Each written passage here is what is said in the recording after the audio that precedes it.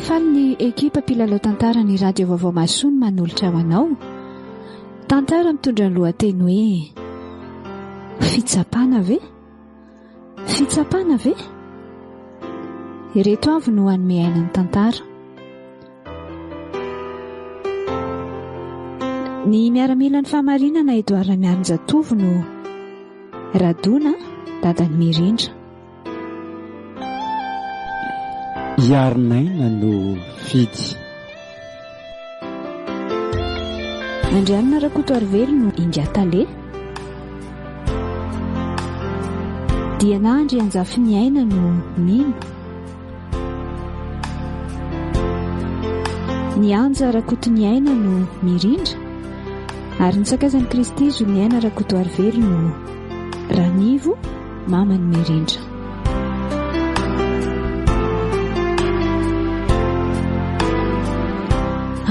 Izany hafaliako radona. Vita soma tsara ihany sotenao santy zanatsika. Fangahy enao ihany no faly Ranivo a. Za koa azany ka torak'izany tena faly tsy misaotra izany. Fa andaono antsika mba hiaraham-bazy. No zana mianahana fotsiny eto. Jerena efa olo-kafa indray ny tafaraham-bazy voalohany. Manala baraka. Ndao misy reniny a. Ara-baina kiny Mirindra. Misaotra kiry Mino a. Dia mba namaka koa kiny Indria. Ie, ivavahana kiny mba ho tody soma tsara. Ara-baina kiry malala koa. Misaotra kiry Fidya. Ay afaka mpakaty ihany ianao. Ka mba nisy olona afaka solana inga tampiasana dia izay no nafahako. Tsara koa zaniko. Dada Sineny. Ara-baina izany zanaky dady izany. Ara-baina ianao anaka. Faly be Dada Sineny. Sady izay ianao nazonao ambony be. Hita mihitsy. 18/20. Aleo mihitsy aloha roana kely fa mahay be e. Za koa alovaka ko. Misaotra indrindra Dada Sineny a. Ndao mandroso e. Misy sakafo maivana efa nomaniko anareo rehetra ato anefitra ato. Zany ve anaka? Mandroso daholo e. Ka ianao moa zany anaka ny tompony fety androany ka dia homenanao fitenenany. Voalohany indrindra moa izany dia misaotra n'Andriamanitra lehibe ny tenako amin'izao nahavitany sotenao sako izao. Manaraka izany dia misaotra nareo rehetra koa ny amin'ny fanotronana.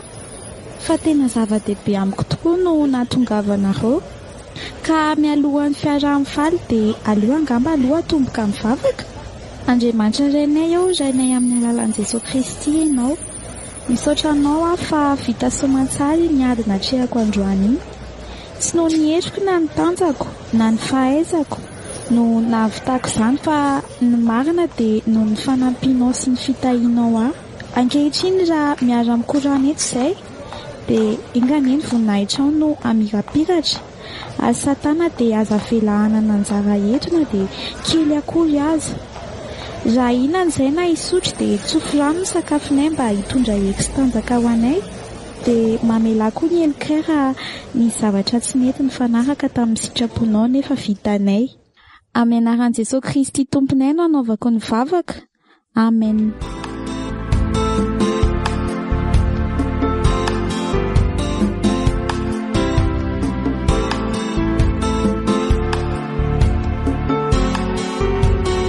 Manao ny fety. Efa ela nga ianao ny andry ateto? Manao Mirindra. Voaingana teo zany tonga teto ka. Dao aloha hiary petsapetsakitsy amin'ny zaridaina piblika etsy fa hiresaka kely sika. Ndao ary e. Dia inona ho sady vaovao nentinao? Tsaronao moa enim-bolana lasa izay nangatahako anao ravaka tokantrano. Ahoana moa ny anatinoko an'izany ry Fidya? Ny valiteninao tamiko tamin'izay dia hoe mbola mianatra ianao ka tsy afaka manenjika bitsoroa. Ankehitriny kosa efa vita ny fianaranao dia ahoana amin'izay? Sa mbola mieritreritra ny any ampitan-dranomasina? Ianao koa izany. Ohatr'izao ve ny fiainanay dia aiza raha ny anana ny Dada Sineny vola iantohanao any ampita e? Izao ry Fidya, vonona amin'izay ianao ampakarinao. Zany fiarahavako. Faly aho. Ary tsy vitaneo faly fotsiny fa tena tsetsika mihitsy. Aleo fa ilazako Dada Sineny dia ho avy any aminareo za angataka anao. Dia efa tsy patsipazana amin'ny ray aman-jeninao koa ilay resako. Zany Aza matahotra ianao fa ilazako ako zareo e.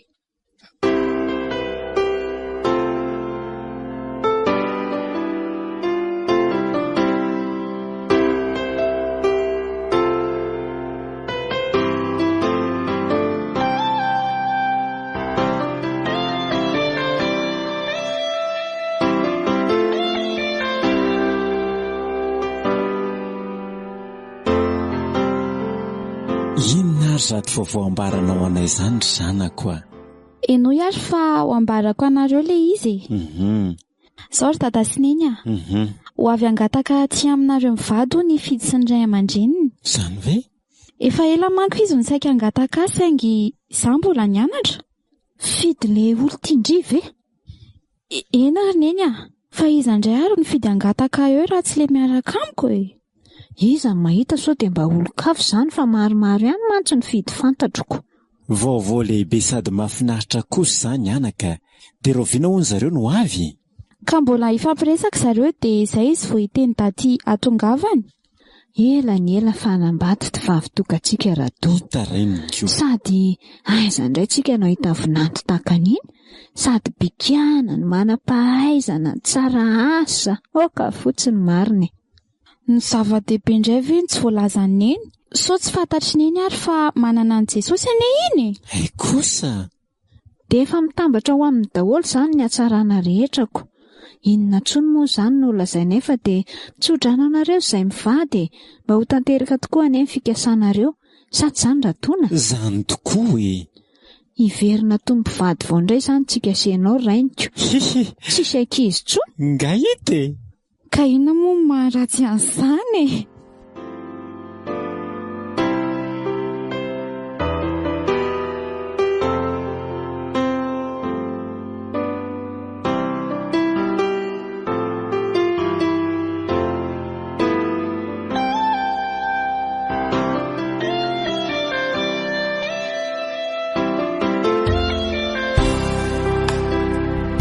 Fidya, marary anga ianao ny tomalimaly kendrika.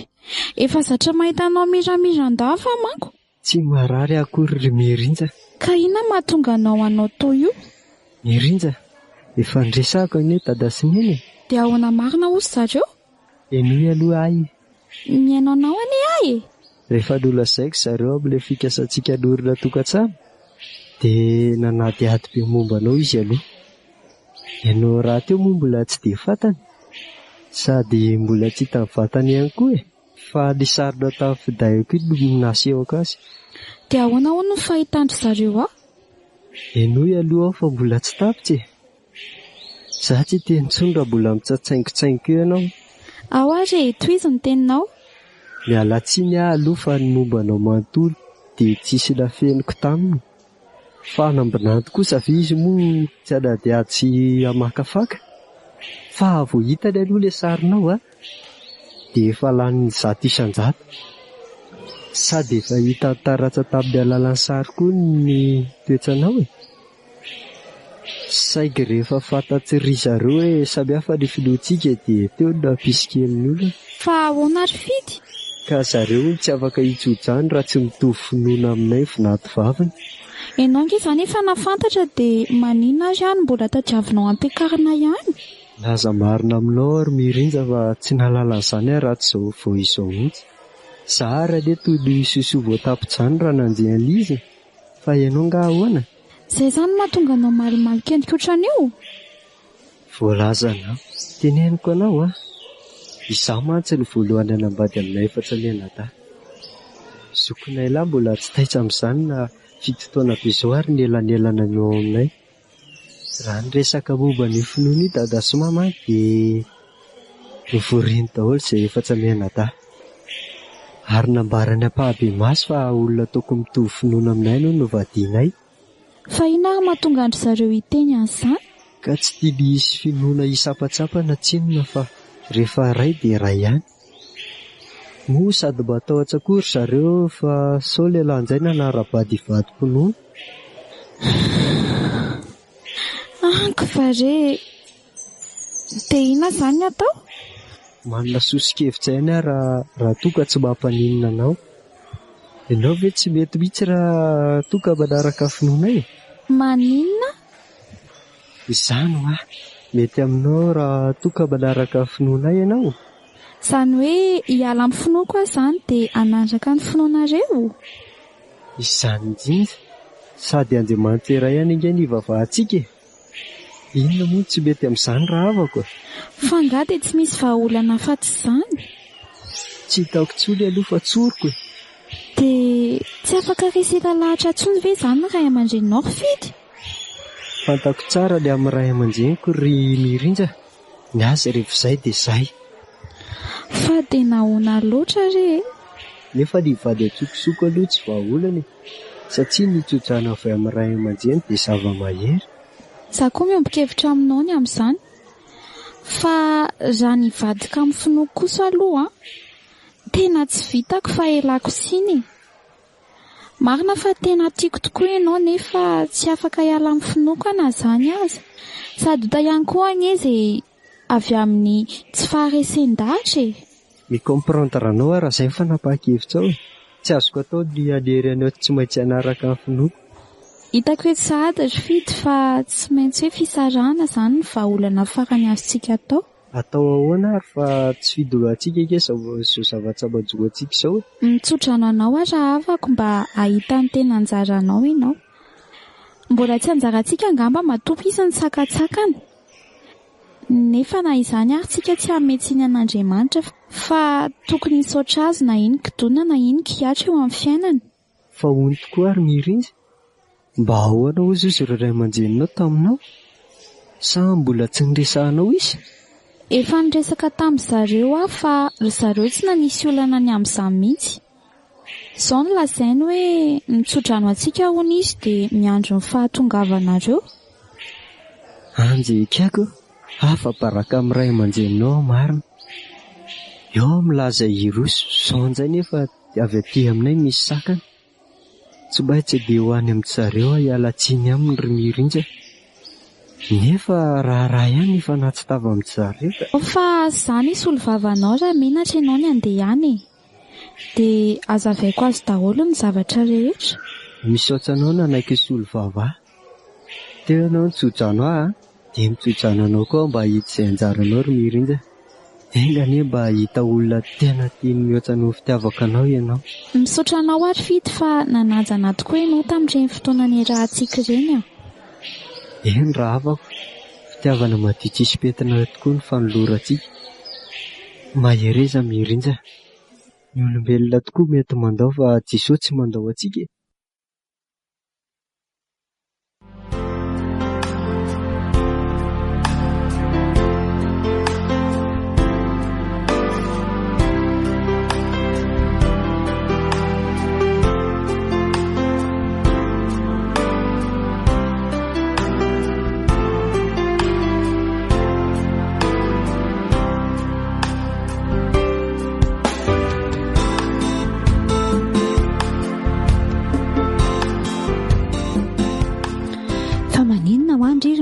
Tsy ahitany teny firy hatramina tongavandry teo izao ndry dia ny hoe bonjour neny. Zay ihany no tenendry dia lozana manjetoka fotsiny eo ambony seza eo. Aza manano momba fa tsy maninona tsy akory. Zanako anendry ry Mirindra. Fantatra tsara rehefa misy zavatra hafa sa sahiran-tsainany amin'ny raharahana sy Fidy? Tsy misy raha atao izany intsony ozy neny a. Nisofiko ve ny lalitalovana sa inona tsara ty tenendry? Mba vereny kely hoe? Ka efa hoe tsy hisy tsono andrarahanay. Miala tsiny aminareo ny Fidy fa tsy afaka ny angataka anandray. Maty ary razako fa loziny ty lazainy kala kely ty. Fa manina indray hono izy ny tsy angataka andry? Kozay ary efa nisaraka ako. Nisaraka ahoana koa? Tsy azoko mihitsy nareo tanora ankehitriny ka. Sao dia verinareo fa ohatry ny kilalaon-jaza ary ny fanambadiana ka androany roso dia raha-pitso hisaraka. Teneno akia, inona ny olana misy eo aminareo fa tsy mazava amiko mihitsy anie izao ataonareo izao e. Ny aminay sy Fidy tsy misy olana fa eo amin'ireo ray aman-dreny no... Tsy mankasitraka ny ivadianareo ny ray aman-dreniny? Tsy hoe izany fa tsy afaka hitsodrano anay hoanako zareo efa tsy mitovy finoana aminy ny vadiny zanany. Dia izay resaka finoana ve retsy? Raha izany ny olana, maninona raha manaraka azy ihany dia atao ihany ny raha tsy diso katolika moa izy iny. Raha izaho mihitsy aloha tsy hametraka olana momba an'izany raha ianao no asa. Ie, katolika ary zareo. Fa tohatra ny amoramorain'ny neny fotsiny ane ilay izy. Neny mety tsy olana amin'ny neny no mivadika finoana fa amiko finoako dia zava-dehibe ka tsy azoko ialana. Ndry mihitsy ngamba ny miavy tsy feno indray izany ka. Nareo fantatro fa mifankatia ary tsy hitako izay tsy hanana ny fidy, na trano, na tany, na fiara. Aiza indrindra no ahita ohatran'izany? Tsy fantatro izay zavatra teneninao. Ndry io aloha dia mbola hanenina mihitsy hisaraka amin'ny fidy. Izao ndry izao na ome anjara ho an'ny hafa fotsiny. Mahavoa izay solon'ny toerandry. Neny so ary ianao mihevitra fa noho ny vola sy ny haren'ny fidy no nitiavako azy. Za tsy mba materialista zany ry neny Amindry izany tsy ilaina ny harena. Indrindra rehefa tsy manana ataon'ny olona tsinitsininy mba alefa solavitra ihany ny fisainana ary mirindra. Angina ary neny ka tsy lobava. Aleo aloha ho any amin'ny efitranko itsotsotra kely ka.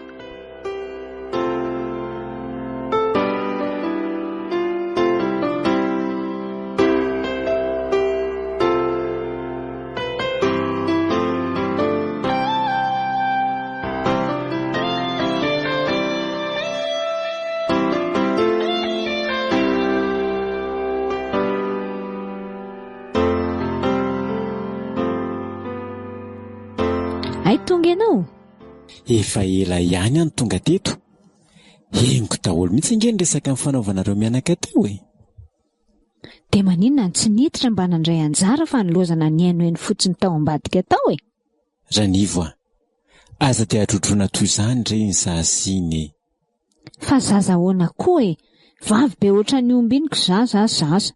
Na efa lehibe azy iny dia ataoko hoe zaza foana satria zanako Ranivo Ka tsy hoe manadroadro azy akory fa mampiratra ny masony radona.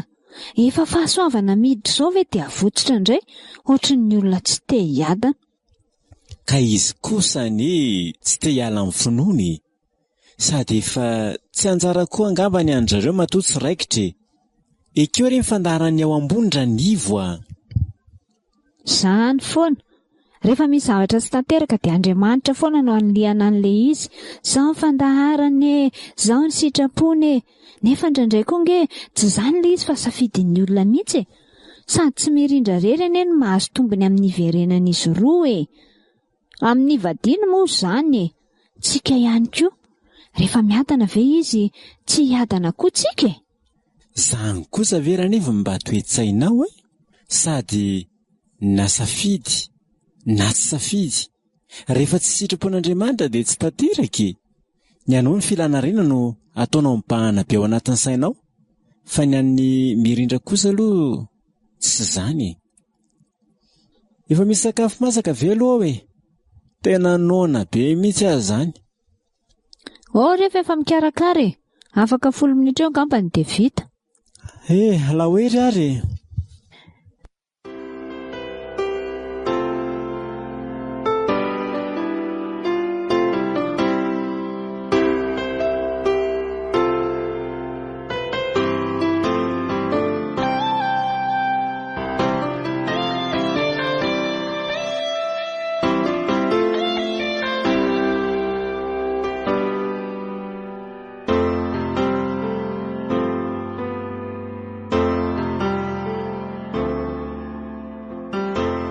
dia nisaraka tokoa ve kindry izy fidy?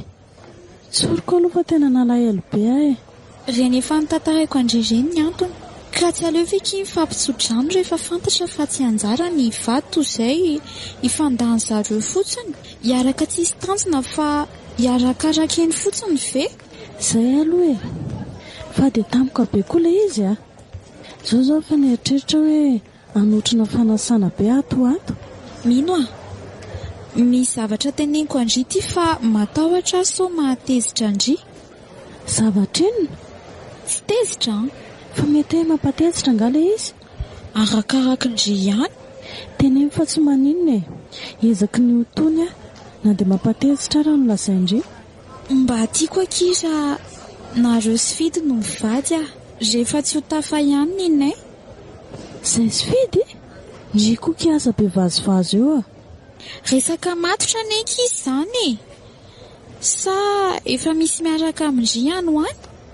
Izao angeke mbola tsy manana olo tiany e. Raha nisy an'izany ve tsy efa nresahako tamindry?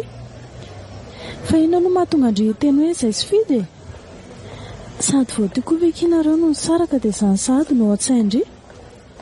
Tsy izany aky mahatonga hiteny an'izany fa izao hitandry izy tsotra be dia tsy tiako raha vehivavy mety hanararoatra azy fotsiny no hanambady azy. Fa ndry fantatro fa tsy havita an'izany. Sady ndry koa nge mitovy finoana amin'ny raha teo e. Tsy hitako izy ambara amin'izany a. Sady za koa nge mety tsy tiany e. Fa ndry ny tiany. Fa ndry veloha tia azy e. Raha tsy tia azy ndry dia tsy asiantsika resaka intsony izany. Fa raha tia ndry izy dia ivavahantsika mba ho tanteraka ny nareo. Tsy haiko intsony eky a. Izy angamba mety hoe mendrika ny ho tiavana. Saingy ny fitiavako mihitsy mbola tsy mifoka, tsy afaka ny amin'ny valo teny mahafa-po andry. Azafady akiry mino tsy tokony foazina tokoa ny fitiavana raha tsy mbola amin'ny fotoana.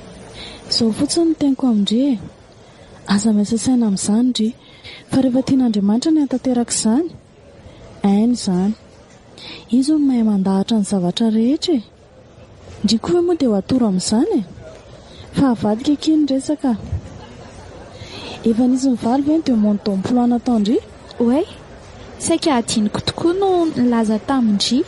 Nisy orinasa efa nampiantso ahy mihitsy fa nasainy nanao ese aloha anatin'ny enim-bolana. Dia rehefa vita ny ese izay vao mety hoe raisy no mpiasa raikitra raha mahafa-po ny asako. Mbola tsy miasa aloha aky izaho izao fa zareo nilaza hoe raha vonona dia tonga any amin'ny herinandro ambony. Efa vonona izany ndry? Tsy maintsy hoe vonona fa inona fotsiny izany ny anaovana demande rehefa tsy misy fahavonona. Misaotra an'Andriamanitra aloha fa andry ary izany tsy miandry ela akory dia efa mivaly ny demande. Fa misy ingeky olona sasany na dia efa navita fianarana aza amam-bolana, aman-taonany tsy mety mahita asa e. Ny an'ny sasany indray mahita ihany saingy tsy mifandraika amin'ny zavatra nianarany akory dia mahatsiaro matiantoka. Very andro sy lany vola fotsiny nianatra nandritra ny firy-taona nefa tsy arakarak'izay akory ny asa azony aty aoriana. Izany mihitsy. Izaho aky tena mahatsapa isan'andro ny fahasoavan'Andriamanitra mirotsaka amiko. Misaotra azy be dia be. Dia mba eto ambavaka aky mba ahafa-po ny orinasa ny asako dia amin'izay mba lany ise Aza matahotra ndry e. Inona fotsiny aky ny mahampinamana rehefa tsy fampitrotro ambavaka? Olona tsy mpifaninana amin'ny tena raky entina ambavaka. Mainka fa namana akaiky toa andry izao. Misaotra kely mino tena raha vavy ndry fa tsy namana fotsiny. Oay, za tia varindresaka eto fotsiny. Hay moa mbola misy komisiona mpanaoviny mama. Aleo aky aloha za andefa amin'ny manaraka indray Mendalana kindry aleo misy londry ateriko ny ambavahady. Eny araky dia mahazotoa miasa mandra-piona.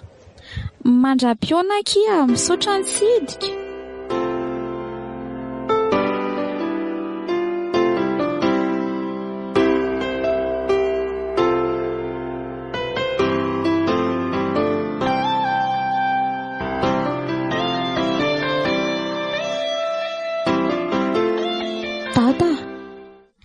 Tsy hoe mifosany eny fa mandreraka mihitsy ny zavatra ataony eny amiko indraindray. Fa honanaka, inona no nataony anao? Hitany dada le hatramina ravany anay sy fidiny. Dia mahita zavatra ilana avy any amiko foana izy isaky ny mihetsika. Zany? Aminy izany dia izaho mihitsy ny tompony andraikitra tamin'ny tsy fahatanterahany rahanay sy fidy. Nefa ne tsy fidy no anay akory. Henoko daholo ny anaka ny resakareo mianaka tamin'ny fotoana iny. Za mantsy tamin'iny tao ambadika tao ihany. Dia efa niteneniko mafy izy mba tsy hanadroadro anao tsony. Mbola toizany ihany. Dia ny dada koa izany le hoe za tedavindry zareo hivadika finoana. Henoko mihitsy ka. Ary hitako dada tsy nanontany tsony antony saranay sy fidika Za mantsy voasaika hiresaka amin'ny dada an'le antony. Kay dada izany efa nahafantatra. Rehefa niteny tamin'ny dada hoe tsisy indray fidy fa efa nisaraka izay dia ohatran'ny tsy rototra akory dada fa navalon'ny dada dia hoe mbola tsy anjara matotsy tanteraka. Ka izany mihitsy any anaka. Manana ny fotoana ny zavatra rehetra. Fa ny andrenao toa fitiavana tianana vinanto manan-karena fotsiny. Tsy mba mikomprendre ny safidin'ny zanany mihitsy. Tsy hitako mihitsy izay atao amin'iny reniko iny. Vavaka ho azy. Mila hidify azy mihitsy aho rehefa mifanena aminy. Tsy mety izany anaka. Fa naiza koa aza nge indraindray leobe ny ataony mihitsy. Nefa tsy mety izany. Fa azariany dady izy Sanatria amiko mihitsy ny anary azy. Ny zavatra niteneniko teo koa ny hoe leony amin'ny ataony dia tsy midika hoe leo azy izany. Ny ataony no makaleo ny azosika tao angambanaka. Dia araka efa nambarako teo aloha teo hoe aleo mivavaka ho azy satria mivavaka ny manova zavatra. Rehefa ela ny ela tsy ova eo ihany ve izy? Za indrindra ary dada. Ny tenin'ny tompoko milaza hoe raha misy roa aminareo mifanaiky ka hangataka zavatra amin'ny anarako dia ataoko izany. Ny adalan'ny hafa tokoa anaka ny omezana fa ny adalan'ny tena tafindamba. Sady ninona ihany koa toetra ny reninao. Tsy ho very izay tsy ho vadiko izy ary tsy ho very izay tsy ho reninao ihany koa. Ary matokianao anaka fa tsy za mihitsy ihany koa no hisaraka amin'ny reninao Efa mifanao vady teo ambony altarana izay fa tsy fanarina amin'ny karatsina na amin'ny kafaliny. Noho izany toy ny lambana koa io anaka ka faty nisarahana. Misaotra ary dada. Raisina ny fisaorany. Sary-pisainana ianaoko. Iny nisy va tonga. Aza misy miteny tsony. Mino kosa angamba fa tsy misy ireny ny resantsika taona dia kely aza. Tena saika tsy nahita natao loka mihitsy ary retiko. Tsy sisa ny eritreretiko vidiana nefa tsy nivarotro indray ilay fividianako. Dia ravim-bomanga sy patsa no nataoko. Mety aminareo ve? Ary toa tsisy miteny. Tsy mivolana. Hono mety aminareo ve ho azy izany? Lozany reto mandinika fotsiny. Fa inona moa ilay nanontanianao teo Eny tokoa ary neny Tsy azoko mihitsy retonareo mianaka reto. Olona roa be zao ve nareo neo dia samy tsy misy maheno an'izay zavatra teneniko. Kefa hoe ravim-bomanga sy patsa ho an'ny etiko. Mety aminareo ve izany sa tsy? Fa ngaho tsy efa nisy tsy sisa le nataon'izareo tamin'ny tosika fameno iny. Angany antsika izay sisa voanjobory ny tao. Dia voamaly ny voanjobory dia hoe mba tsy sisa indray androany kay tsy mivola mpivarotra. Ny any kiboka efa tena manenoneny mihitsy tamin'ilay voanjobory lavanao taoko. Fa tsy maninona re. Raha mangy tia koa ve tsy vao maika karary kibo ny araka tamin'ilay voanjobory omaly. Izay misy fa dia mankasitraka. Mety io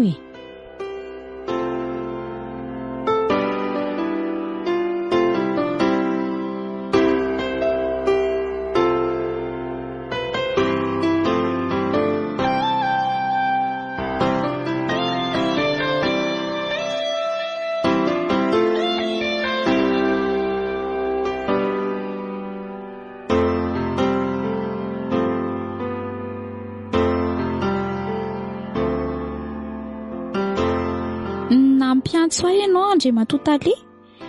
Nisy tsy nety anga tompoko ny asa nataoko.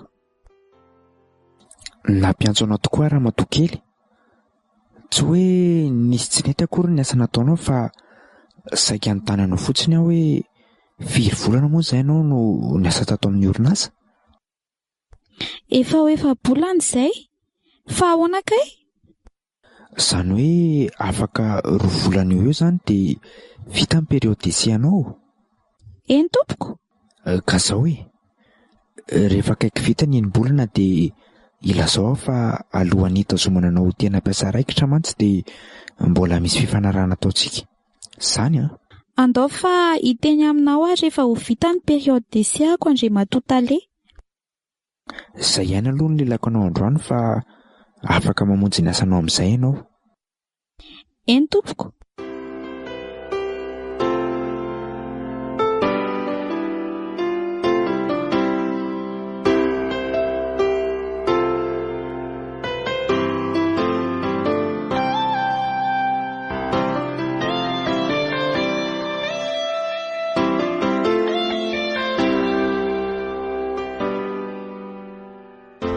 Fa inona ary ity fifanarahana lazainga Talea? Ay, izay vao azoko. Le contrat osony havana angambany izany. Fa angamba tsy tokony efa natao izany tamin'izaho vao nanomboka ny asa na dia hoe mbola tsy tena mpiasa raikitra aza. Tena adiniko tokoa ny nanadiady tamin'izaho vao niditra tato fa maika ny asa fotsiny. Fa ny ato ve raha tsy efa lany ese ianao izay vao misy contrat? Nefa efa taraiky loatra raha izao vao andeha anontany an'izany indray. Aleo ranga andeha amin'izao aloha fa rehefa vita ny ese dia 8 eo ka. Ary aleo aloha hiasa amin'izay fa mandeha ny lera. So tsy vita eto ity ka hanahirana.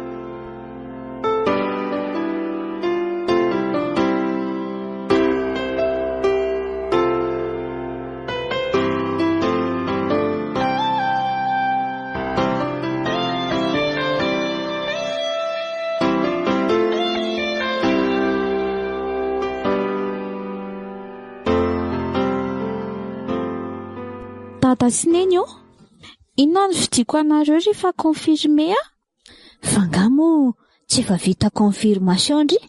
Ai, confirmé amin'ny asako re izany fa tsy hoe ilay fandraisana ny fanasan'ny tompo Aoka re izao anaka fa aza misahirana.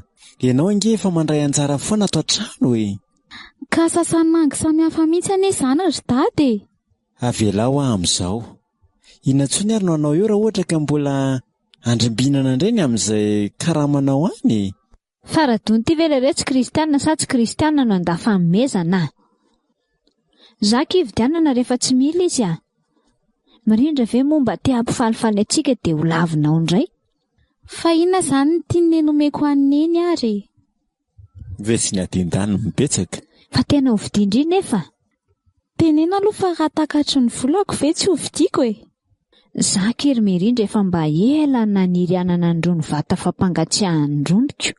Orniny so dia mba manararaotra loatra ny mirindra kosa tianao ty Mirindra ary mbola tsy nilaza izay heviny ko ianao koa zato ny tombon-tsatsainiko eo. Dia ahoana kiry mirindra? Zay kiny ihany mba tsy aritra Tsy maninona azy neny fa hovidiako raha izay izany ny tsy aritra Ary neny dady inona? Teneny fa aza mihafahafa.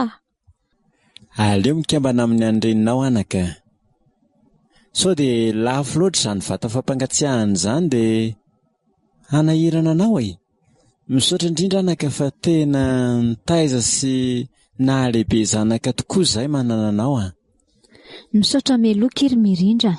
Za nge tsy mitomany an'ilay lafo be fa rehefa mba misy fotsiny eo dia izay na le faran'izay kely aza.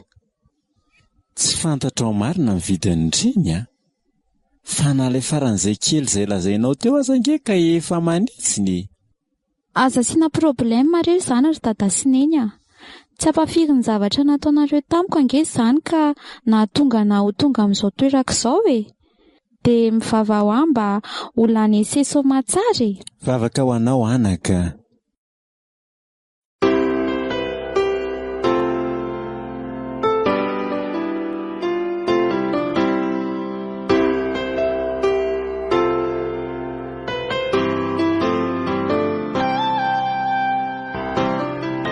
Afaka mandroso ve Andriamatoa Lay? Raha matoa kely mirindra Mandrosoa ianao, mahazo toerana. Inona ny atondianao izay? Tsy izany ho azy nga tale fa saika hampatsiahanao aho hoe afaka andro vitsivitsy sisa dia ho vita ny période d'essai-ako. Ay, tsara kosa izany. Dia mba mahafapo anareo ihany ve ny asa nataoko? Ny asa nataonao aloha azo lazainao mahafapo e. Izany ve? Dia roviana vao hosiniavina ilay contrat? Aza maika any amin'izany aloha e. Fangatsy momba ilay contrat zany ho resahanao azy izany? Ka mialohan'izany aloha mbola misy fifanarahantsika sy ianao manokana. Mba hafahafa kosa izany. Izaho mihitsy ve tsy mahazo resaka fa toa tsy ilay contrat noeritreretiko ny fifanarahana tiantingata ilay tia tenenina. Aleo anontaniana azy mihitsy fa tsy mazava amiko ka. Ho lazaiko amin'ny ary ve? Fa inona koa ary tia mampisalasala? Le zanako loatra mba tsotra ihany. Fa izy koa aloha dia naiva be tsy malala izay ambony tany e. Aiza ny fahefanao ry ngataleha? Teneniko andra angaty dia hita hoe izay avaliny a. Io koa ny tsy hampavirany izay efa nandalo teto amiko e. Maheno ahy ve ianao ry ngatale? Azafady, inona moa ny tenenao ramatokely? Hoy aho taminao hoe inona ilay fifanarahana tianao ambara raha tsy madiso? Zao ary, ho raisiko mpiasa raikitra tokoa ianao. Tena marina? Andraso aloha fa mbola tsy tapitra akory ny teniko. Ho raisiko mpiasa raikitra tokoa ianao raha manaiky araka amiko. Ahoana nge Andriamatoa Tale e? Teny gasy tsotra sady mazava be izany. Sa ataoko amin'ny teny inona ny tianao? Miaraka tsika dia lasa mpiasa raikitra ianao. Tsy fiarahana mahatra anie izany fa indray mandeha monja dia milamina ny resaka e. Besahanao ve ry ngatale? Tsy izany mihitsy anie no ny fanarahana e. Fangatsy hoe raha mahafapo anareo ny asako dia ataonareo mpiasa raikitra ka. Hafa no ny fanarahana tamin'ny orinasa fa hafa no hifanarahako aminao manokana raha mety aminao. Tsy napoziko ianao mihitsy no vita hiteny an'izany. Nataoko fa mba olona tsotra nge ianao ty e. Tsy misy tandroka tokoa ny ratsy. Moramora ianao ramatokely a. Ato amin'ny biraokany ianao e. Raha fantatro fa nanana eritreritra hafa ianao dia hatramin'ny voalohany aho dia efa tsy nanaiky ho niasa teto. Sady ianao anie manambady aman-janaka ka na ny zanakao vavy matoa ary ve tsy efa hitovy taona amiko? Fa fombanareo mpampiasa mihitsy izany no manararoatra mpiasa majinika toy izao. Mba matahora tompoko an'Andriamanitra. Tsy anjaranao mananatra fa izaho mahafantatra an'izay ataoko.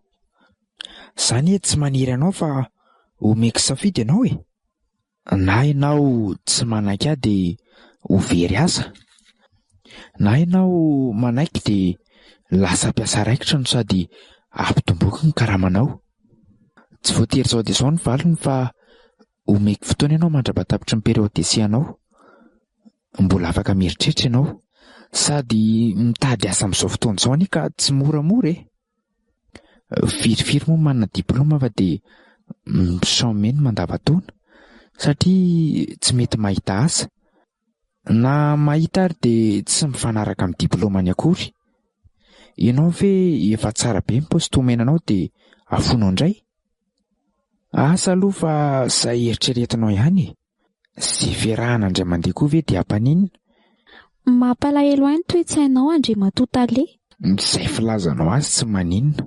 Malahelo aho anefa milaza aminao fa aleoko very asa toy izay ataon'ny mpampiasa toy izany. Nefa mino aho fa tsy toanao izao daholo ny mpampiasa rehetra fa anoany mbola misy ihany no manana an Jesosy. Tena mbola tsisy sanamaly atao izany raha tsy tia mirindry ity. Ary kay tena olona mivavaka fa tsy vita ny tsopo fotsiny. Ary ina ary izaho mahazo azany fa toa voanandreny anaran'i Jesosy aho dia nangovingovotra ny lohaniko manontolo sady nangovotra ny tongotra. Mbola tsisy otrity mihitsy hatramin'izay. Ela nitoratorany ty ela ary ngatale ka nahavoa masinangatra marina. Ary aleo aloha izy mody asaina mandeha fa sao tsy garina eo ny mahazo ahy ka tsy tiako. Miala tsiny raha ilaza aminao hoe diso adresy ianao Andriamatoa Tale. Lokafa ngano azonao atao toy izany fa tsy mirindra. Arotsoroko aminao koa fa na ataoko aza hoe tsy mbola manambady aman-janaka ianao. Tsy ho nanaiky anao velivela satria ny chantage ataonao amiko dia efa tsy mety amiko. Noho izany tsy mila mieritreritra akory aho fa efa fanapahan-kevitra matotra ny aho. Tsy afaka natanteraka izay tianao atao za. Tsy izy tsiny raha izay ny fantatrao fa mety. Ary aleo aloha ianao mamonjy ny asanao. Efa elaela ihany izay nitazomako anao tato izay. Eny tompoko. Fa mialohan'ny hamonjeko ny asako dia tiako ny milaza aminao fa na izany na tsy izany tsy maintsy manapitra ny andro vitsivitsy tokony asako aho. Dia mifampisodrantsika rehefa vitsy izay. Tandremaro sao tetra dia andetsy anao veloma. Aza matahotra ianao tompoko. Tsy mitana lahelona fa hatezerana aminao aho.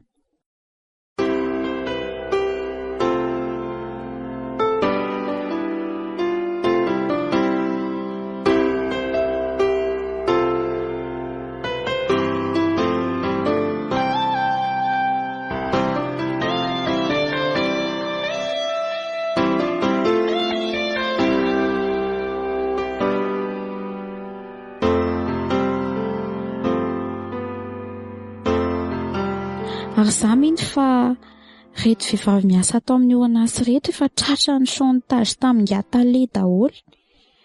Tsy maintsy efa nanaiky azy daholo reto matoa vao tazony hiasa ato. Dia mieritreritra ny Tale fa ho azony amin'izany koa. Raha sanatria ka anao toy izany daholo ny talen'ny orinasa dia aleoko tsy miasa amin'ny orinasa toy intsony mandra-pahafatoko. Mino aho tompo fa ianao tsy mba hanary ahy. Mafy tia manjoa aty. Nefa aleoko ve hiasa toy izay tsy hanao ny sitraponao. Ny fanambadiana tsiraikitra ny asa koa mbola afoy nefa tsy ho kivy amin'izany aho fa hiteny tahaka ny abako ka manao hoe fa na dia tsy mamontsina aza ny aviavy ary tsy misy voany ny voaloboka. Na dia mandisy fanantenana aza ny oliva ary tsy mahavokatra hoanina ny sa. Na dia vonoina aza ny ondry ao amin'ny vala ary tsy misy omby ampahitra. Nefa izao dia mbola hifaly ao amin'ny Jehovah ihany sy ravoravo amin'ny Andriamanitry ny famonjena.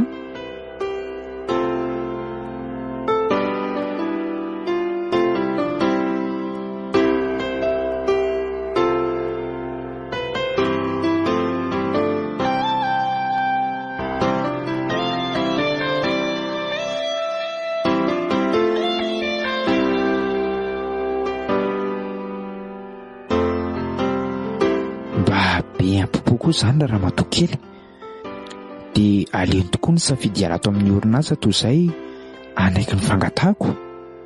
Olona Andriamanitra izy ka tsy atao mahagaga. Izany efa zatra lalan-dririnina ka fahavaratra avy no tady anao hitsin-dalana. Tsy nahendry anao ty ndray mitoraka ty ry Tale.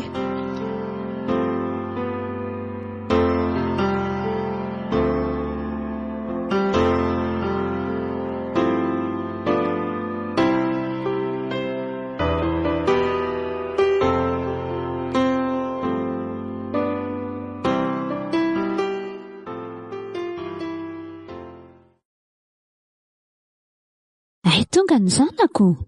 Tonga ary neny a. Bonsoir neny. Bonsoir ndry. Nisy goûter nomaniko andry eo fa ny sakafo hariva mety mbola elaela mihitsy mantsy vao vita. Inona izany goûter izany ary neny? Katsaka misy voanio sady mbola mafana. Way, tiako be izany ary neny a. Aleo fa entiko any an'efitraniko dia any aho mihinana sady manararaotra aina kely koa dia rehefa avy eo midina manampy any neny. Any aho? Ok izao sao dia reraka ndry makalo aina tsara fa rehefa vita ny sakafo hariva tsoky eo ihany. Raha mba fantatry tia neny tia mantsy fa hiala amin'ny asako aho. Aleo aloha tsy ho lazaina aminy izany fa rehefa tena tsy asa tsony aho vao tenenina. Alohalohany dia efa radiovavao masoso dia mba hisira milamindamina mba ampitony saina.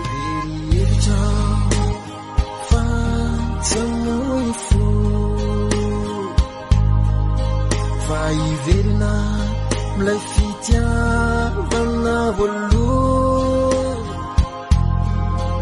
ireo sainto sy ireo tomany bolisolo afaliana indray androany very hevitrao fa tsy amoy fo fa iverine ny fitiavana voaloha ireo sainto sy ireo tomany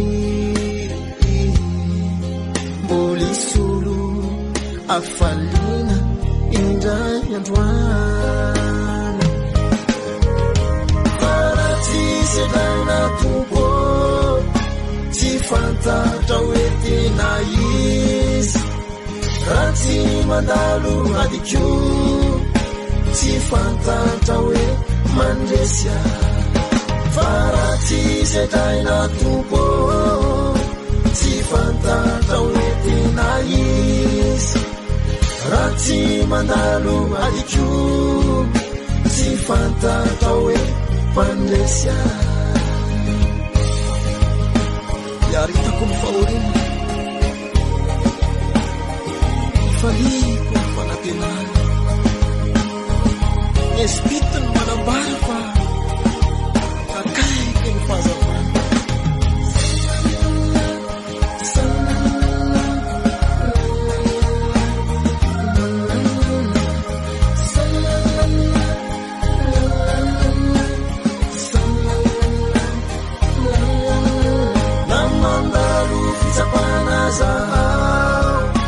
mamaki ity lalante fantatro tompo ianao tsy amely re namandalo fitsapana zao mamaky ny lalante fantatro tompo ianao tsy amela re fa ianao no mampahery. Zany mihitsy ny tena iza dia daviko sady ny fandraika amin'ilay zavatra niainako mihitsy ary aleo amin'izay hoanina ny katsaka sao dia mangatsy.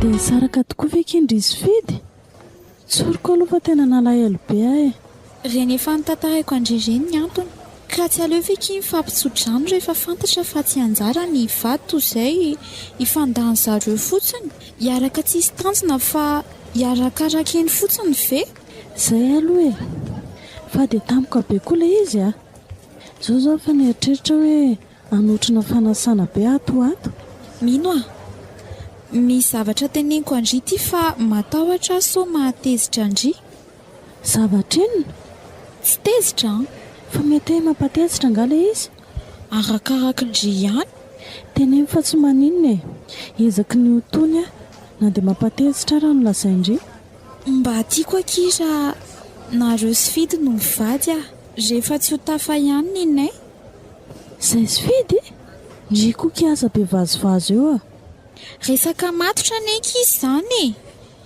sa efa misy miaraka amindry ihany ho any zao angeky mbola tsy manana olo tiany raha nisy an'izany ve tsy efa nresahako tamindry fa ina no mahatonga andry teny hoe zay sy fidy sady vao tikoa ve kinareo no nisaraka dia zany sady no atsaindry tsy izany aky mahatonga hiteny an'izany fa zao hitandry izy tsotra be dia tsy tiako raha vehivavy mety hanararoatra azy fotsiny no hanambady azy fa ndry fantatro fa tsy havita an'izany sady ndry koa nge mitovy finoana amin'ny raha teo tsy tokoko izy ambara amin'izany sady za koa nge mety tsy tiany fa ndry ny teny Fandry ve aloha tia azy e. Raha tsy tia azy indry dia tsy asiantsika resaka intsony izany.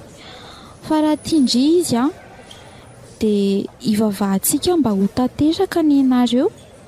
Tsy haiko intsony akia. Izy angamba mety hoe mendrika ny ho tiavana. Saingy ny fitiavako mihitsy mbola tsy mifoka, tsy afaka ny amin'ny valo tena mahafa-po Andry. Azafady ankizy mino tsy tokony foazina tokoa ny fitiavana raha tsy mbola amin'ny fotoana. Izao fotsiny ny teniko Andry. Aza miasa saina amin'izany Andry. Fa rehefa tian'Andriamanitra ny hantanteraka izany, hainy izany. Izy no mahay mandahatra ny zavatra rehetra. Ndry koa moa dia ho atoro amin'izany. Fa avadika akia ny resaka. Efa nisy mivaly ve ny demande d'emploi natao Andry? Oe, saika adiniko tokoa no nilaza tamindry. Nisy orinasa efa nampiantso ahy mihitsy fa nasaina nanao essai aloha anatin'ny enim-bolana. Dia rehefa vita ny essai izay vao mety hoe raisin'ny mpiasa raikitra raha mahafa-po ny asako. Mbola tsy miasa aloha kiza zao fa zareo nilaza hoe raha vonona dia tonga any amin'ny herinandro ambony. Efa vonona izany Andry? Tsy maintsy hoe vonona fa inona fotsiny izany ny anaovana demande rehefa tsy misy fahavonona. Misaotra an'Andriamanitra aloha fa Andry ary izany tsy miandry ela akory dia efa mivaly ny demande. Fa misy ingaky olona sasany na dia efa navita fianarana aza amam-bolana, aman-taonany tsy mety mahita asa. Ny an'ny sasany indray mahita ihany saingy tsy mifandraika amin'ny zavatra nianarany akory dia mahatsiaro matiantoka. Very andro sy lany vola fotsiny nianatra nandritry ny firy-taona nefa tsy arakarak'izay akory ny asa azony aty aoriana. Izany mihitsy. Izaho tena mahatsapa isan'andro ny fahasoavan'Andriamanitra mirotsaka amiko. Misaotra azy be dia be. Dia mba eto ambavaka mba ahafa-po ny orinasa ny asako dia amin'izay mba lany essai. Aza matahotra Andry. Inona fotsiny akia no mahampinamana rehefa tsy fampitrotro ambavaka? Olona tsy mpifanenina amin'ny tena raha entina ambavaka. Mainka fa namana akaiky toa Andry izao. Misaotra kely mino. Tena raha vavy Andry fa tsy namana fotsiny. Oay, izaho tia variana resaka eto fotsiny. Ay moa mbola misy komisiona mpanaoviny mama. Aleo kely izaho andefa amin'ny manaraka indray. Mendalana Kindry. Aleo mihitsy aloha Ndry ateriko eny ambavahady. Eny arakia dia mahazo toa miasa. Mandra-piona? Mandra-piona kia, misaotra ny tsidika.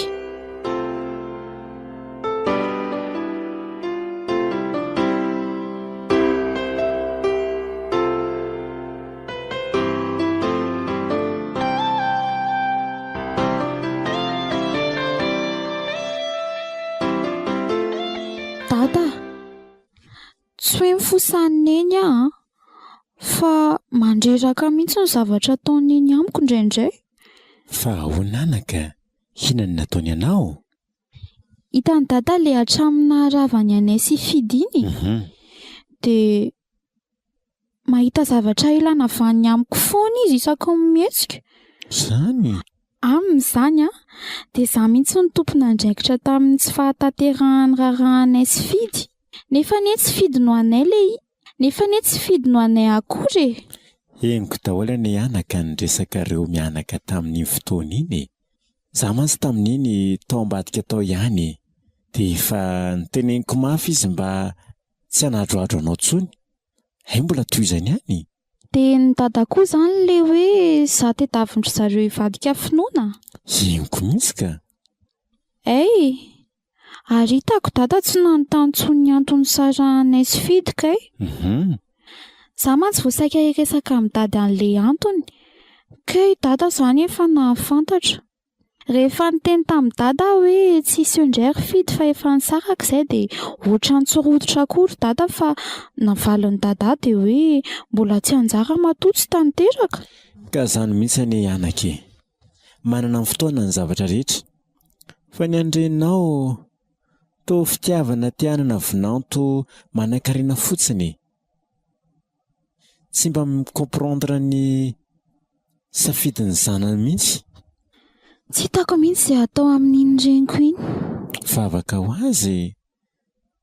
Mila hidify azy mihitsy aho rehefa mifanena aminy. Tsy mety izany anaka. Fa naiza koa aza nge indraindray leobe ny ataony mihitsy. Nefa tsy mety izany. Fa azariany dady izy a. Sanatria amiko mihitsy ny anary azy. Ny zavatra niteneniko teo koa ny hoe leony amin'ny ataony a, dia tsy midika hoe leo azy izany. Ny ataony no makaleo ahy. Ny azontsika atao angambanaka dia araka efa nambarako teo aloha teo hoe aleo mivavaka ho azy satria mivavaka anie manova zavatra. Rehefa ela ny ela tsy ova eo ihany ve izy? Za indrindra ry dada. Ny tenin'ny tompoko milaza hoe raha misy roa aminareo mifanaiky ka hangataka zavatra amin'ny anarako dia ataoko izany. Ny adalan'ny hafa tokoa anaka ny omezana fa ny adalan'ny tena tafindamba. Sady ninona ihany koa toetra ny reninao, tsy ho very izay tsy ho vadiko izy, ary tsy ho very izay tsy ho reninao ihany koa. Ary matokianao anaka fa tsy zaho mihitsy ihany koa no hisaraka amin'ny reninao a. Efa mifanao vady teo ambony altarana izay fa tsy hifanarina amin'ny karatsiana na amin'ny kafaliany. Noho izany toy ny lamba an'akoho io anaka ka faty ny sarahana. Misaotra ry dada. Raisina amin'ny fisaorany. Sary-pisainana ianaoko. Iny nisy fa tonga. Aza misy miteny intsony. Mino kosa angamba fa tsy misy reny ny resantsika teo na dia kely aza. Tena saika tsy nahita natao loka mihitsy ary retiko. Tsy sisa ny eritreretiko vidiana nefa tsy nivarotra indray ilay fividianako. Dia ravim-bomanga sy patsa no nataoko. Mety aminareo ve? Ohatra, ary toa tsisy miteny. Tsy mivolana. Hono ho mety aminareo ve ho azy izany? Loza nreto mandinika fotsiny. Fa inona moa ilay nanontanianao teo e? Eny tokoa ary neny, a? Tsy azoko mihitsy reto nareo mianaka reto. Olona roa be zao ve nareo neo dia samy tsy misy maheno an'izay zavatra teneniko. Kefa hoe ravim-bomanga sy patsa ho an'ny etiko. Mety aminareo ve izany sa tsy? Fa ngaho tsy efa nisy tsy sisa ilay nataon'izareo tamin'ny tosika fameno iny. Angany antsika tsy sisa, voanjobory ny tao. Dia vao omaly ny voanjobory dia hoe mba tsy sisa indray androany kay tsy mivola mpivarotra. Ny ankiboko efa tena manenoneny mihitsy tamin'ilay voanjobory lavanao taoko. Isy. Ao tsy maninona re? Raha mangy tia koa ve tsy vao mainka kararo-kibo niaraka tamin'ilay voanjobory omaly. Izay misy fa dia mankasitraka. Mety io e.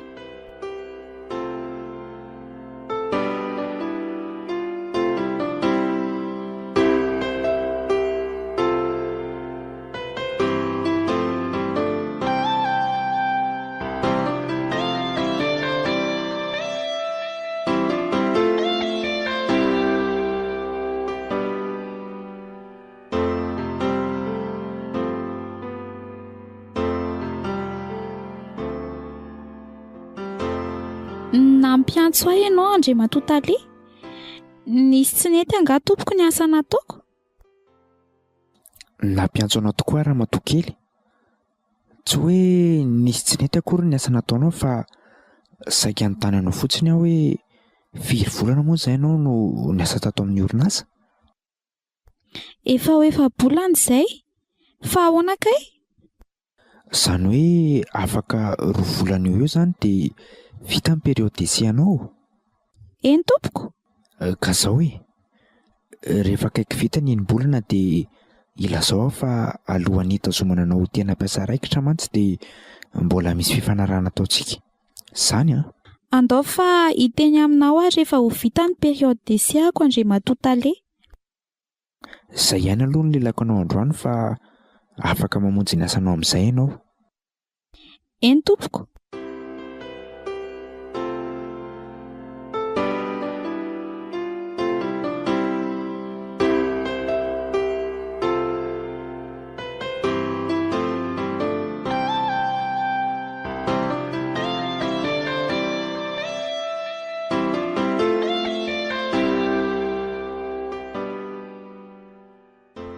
Fa inona ary ity fifanarahana lazainga Talia?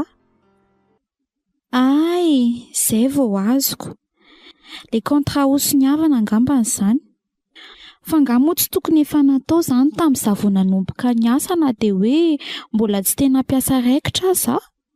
Tena adiniko tokoa ny nanadiady tamin'izaho vao niditra tato fa maika ny asa fotsiny. Fa ny ato ve raha tsy efa lany ese ianao izay vao misy contrat? Nefa efa taraiky loatra raha izao aho vao andeha anontany an'izany indray. Aleo rangahy andeha amin'izao aloha fa rehefa vita ny ese dia ho hita eo ka. Ary aleo aloha hiasa amin'izay fa mandeha ny lera. So tsy vita eto ity ka hanahirana.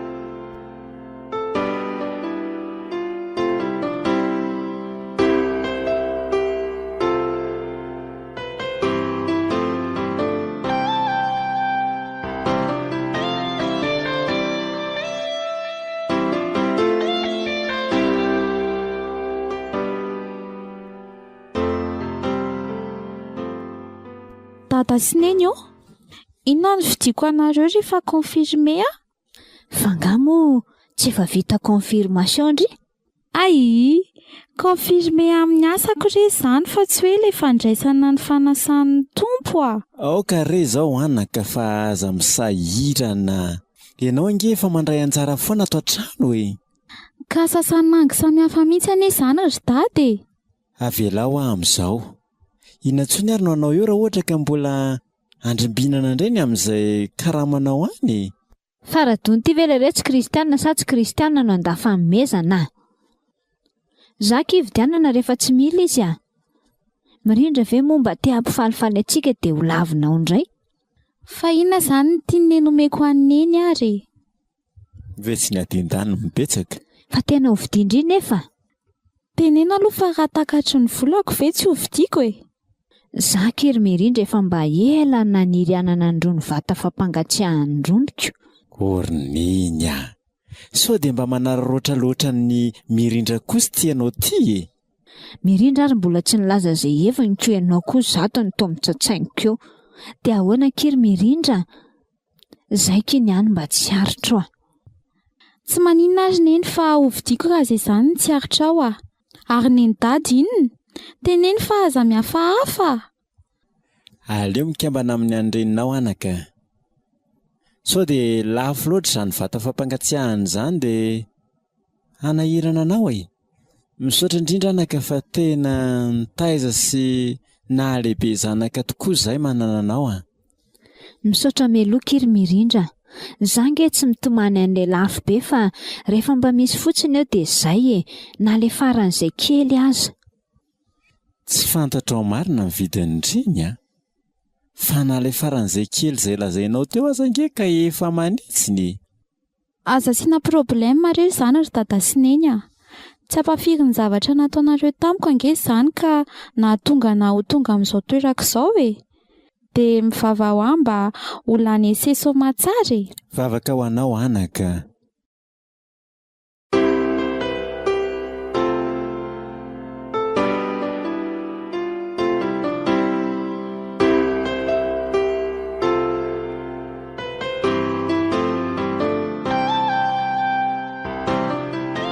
Afaka mandroso ve andry matotale?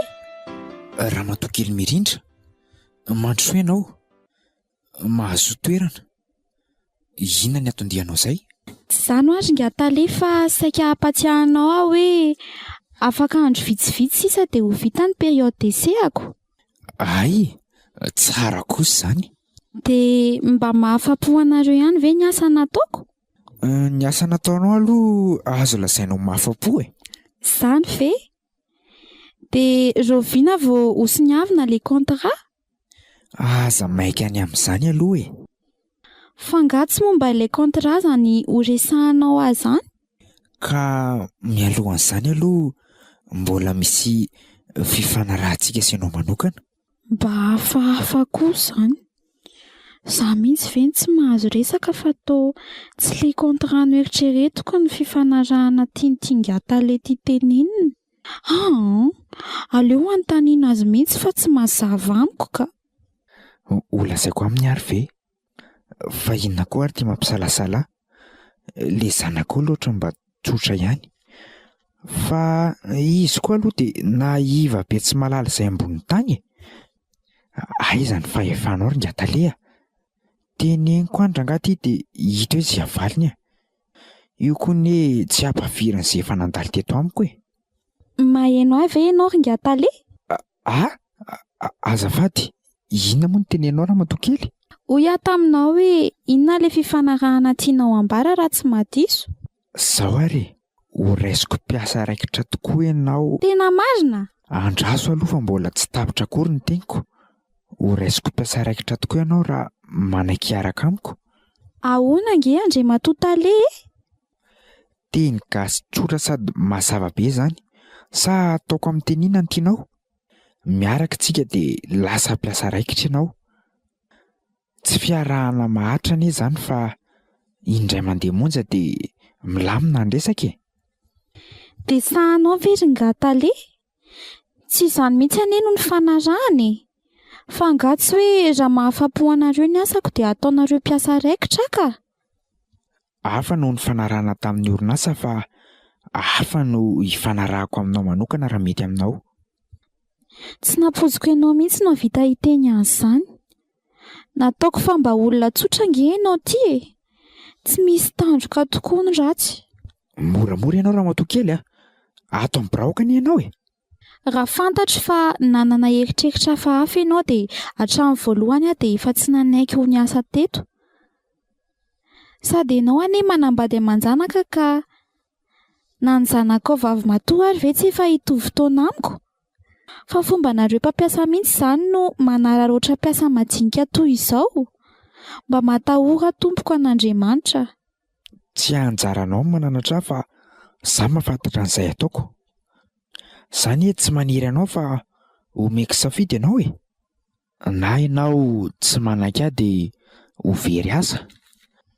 Na ianao manaiky dia lasa mpiasa raikitra no sady ampitomboky ny karamanao. Tsy voatery izao dia izao ny valiny fa omeko fotoana ianao mandrapahatapitra ny periodesianao. Mbola afaka mieritreritra ianao. Sady mitady asa amin'izao fotoana izao anie ka tsy moramora e. Firifiry moa manana diplaoma fa dia misaomeny mandavan-taona satria tsy mety mahita asa. Na mahita ary dia tsy mifanaraka amin'ny diplaomany akory. Ianao ve efa tsara be ny paositomenanao dia afonao indray? Asa aloha fa izay eritreretinao ihany e. Izay fiarahana indray mandeha koa ve dia ampaninona? Mampalahelo ahy ny toe-tsainao Andriamatoa Taleha. Izay filazanao azy tsy maninona. Malahelo aho anefa milaza aminao fa aleoko very asa toy izay ataon'ny mpampiasa toy izany. Nefa mino aho fa tsy toanao izao daholo ny mpampiasa rehetra fa anohany mbola misy ihany no manana an Jesosy.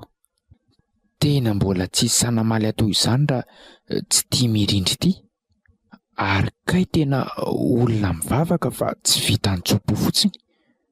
Ary ina ary za mahazo azany fa toa vao nandre ny anaran'i Jesosy dia nangovingovotra ny lohaniko manontolo sady nangovotra ny tongotra. Mbola tsy zotra dia mihitsy hatramin'izay. Ela nitoratorany ty ialahy Ringataleha ka nahavoa masinangatra marina. Ary aleo aloha izy mody asaina mandeha fa sao tsy garina eo ny mahazo ka tsy tiako. Miala tsiny aho raha ilaza aminao hoe diso adresy ianao Andriamatoa Taleha. Loka fangano azonao atao toy izany fa tsy mirindra. Ary tsoriko aminao koa fa na ataoko aza hoe tsy mbola manambady aman-janaka ianao. Tsy ho nanaiky anao velivela satria ny chantage ataonao amiko dia efa tsy mety amiko. Noho izany tsy mila mieritreritra akory aho fa efa fanapahan-kevitra matotra ny aho. Tsy afaka natanteraka izay tianao atao za. Tsy izy tsiny raha izay ny fantatrao fa mety. Ary aleo aloha ianao mamonjy ny asanao. Efa elaela ihany izay nitazomako anao tato izay. Eny tompoko. Fa mialohan'ny hamonjeko ny asako dia tiako ny milaza aminao fa na izany na tsy izany tsy maintsy manapitra ny andro vitsivitsy tokony asako aho. Dia mifampisodrantsika rehefa vitsy izay. Tandremary sao teritra dia andetsy anao veloma. Aza matahotra ianao tompoko. Tsy mitana lahelona fa hatezerana aminao aho.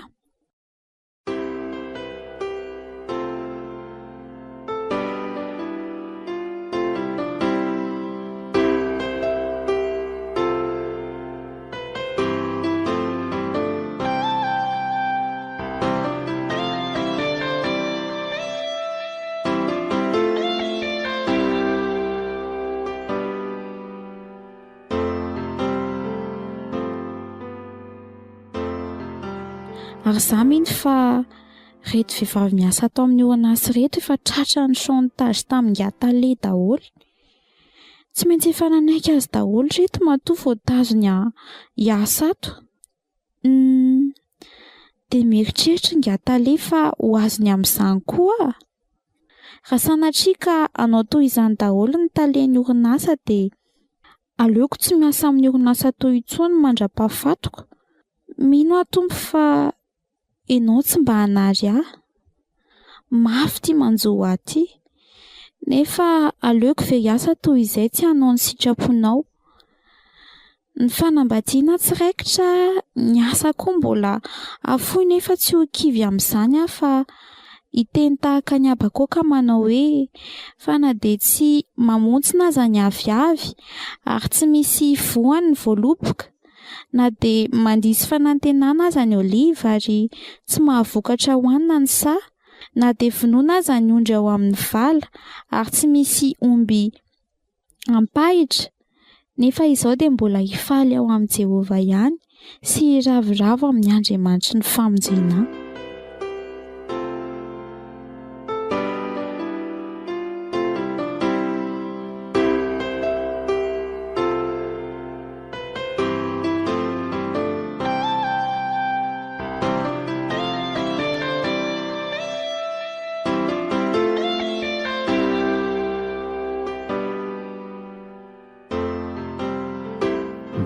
Be ampopo koa izany raha matoa kely dia aleny tokoa ny safidy hiala-ato amin'ny orinasa toy izay anaiky ny fangatahako. Olon'Andriamanitra izy ka tsy atao mahagaga. Izany efa zatra lalan-dririnina ka fahavaratra avy no tady anao hitsin-dalana. Tsy nahendry anao tia indray mitoraka ity ringatale.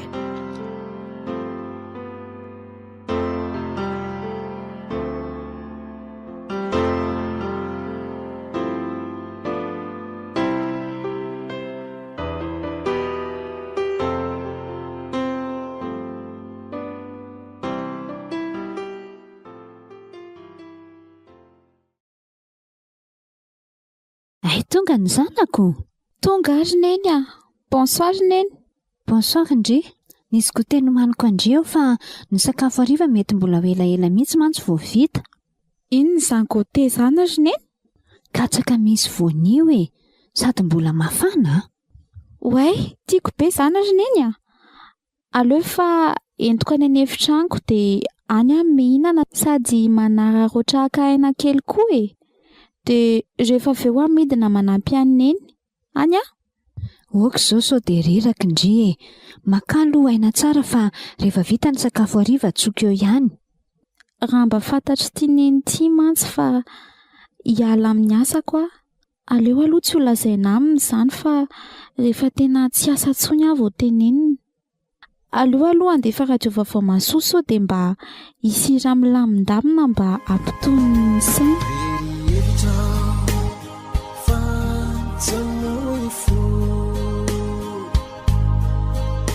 Iverina milay fitiavana voaloha ireo sainto sy ireo tomany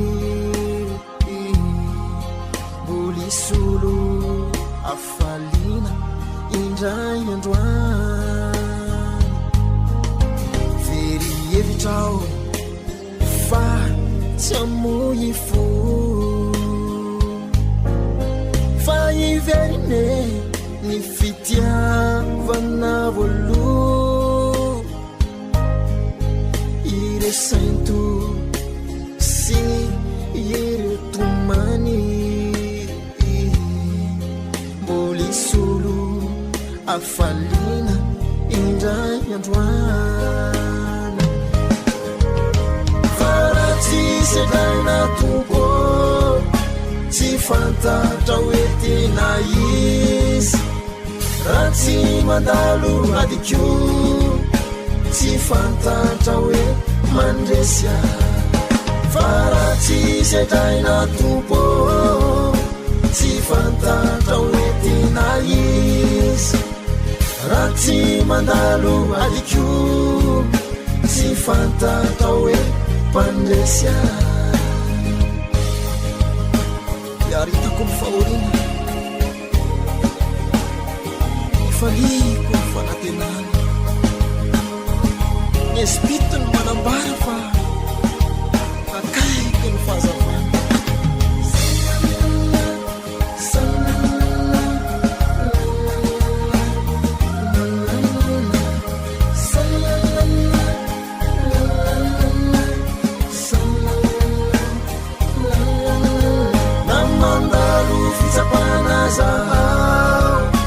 mamaky ity lalante fantatro tompo ianao tsy amely re namandalo fitsapana zao mamaky ny lalante fantatro tompo ianao tsy amela ire fayanao no mampahery zany mihitsy ny tena ira dia daviko sady ny fandraika amin'ilay zavatra niainako mihitsy ary aleo amin'izay hohanina ny katsaka sao dia mangatsika eto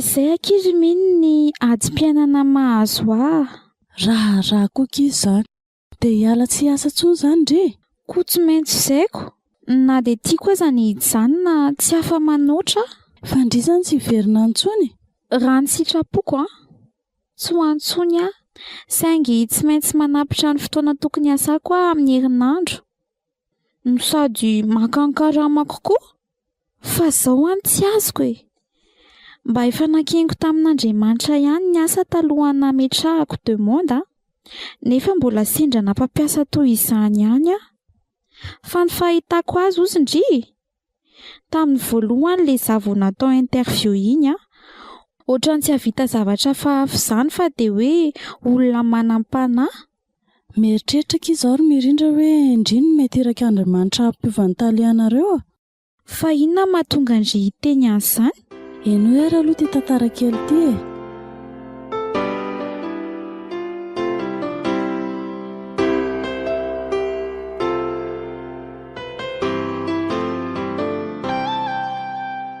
nisy mpangalatra nanendaka ramatoam-panompon'Andriamanitra ray lasa ny tany mpoketra n'ilay ramatoa nisy portefeuille karapanondro sy atota-taratasy maromaro dia tao anatin'izay koa nisy kapila manjelatra MP4 rehefa tonga tany an-trano ilay mpangalatra dia nijereny ilay rakotsary ary nisy toriteny tao amin'ilay izy babin'ilay toriteny ianao laka latsaka ny ranomasiny teo ampijeren'ilay izy ary nanapa-kevitra izy fa iova dia nibebaka ary avy eo nateriny tany amin'ny tompony ny tany rehetra ary mifona tamin'ilay ramatoa izy ka lasa mpanompon'Andriamanitra dia inona izany ifandraisan'izany amin'ny legesantsika sindrika ny tiako atongavana dia tsotra fotsiny navelan'Andriamanitra izy io faharatsiana iray satria fantany fa izy fahasoavana ho dobla raisina rehefa avy eo izany hoe raha tsy nahavoaendaka ilay mpanompon'Andriamanitra tsy niova fo ilay mpangalatra satria parmi an'ilay zavatra nangalariny iny nisy tenin'Andriamanitra nahababo azy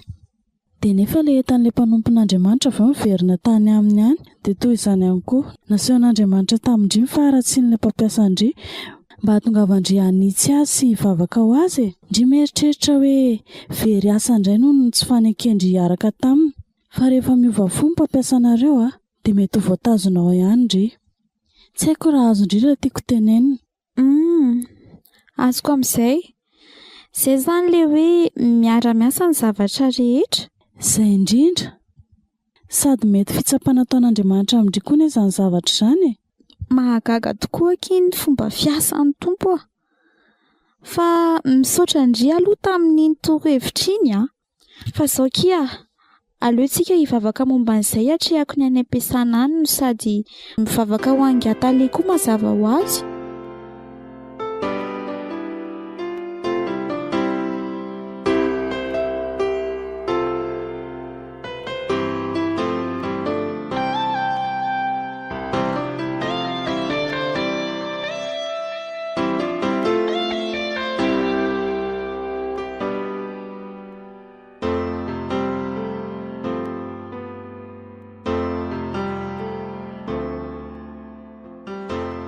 saika anao velomanao ary ngatale.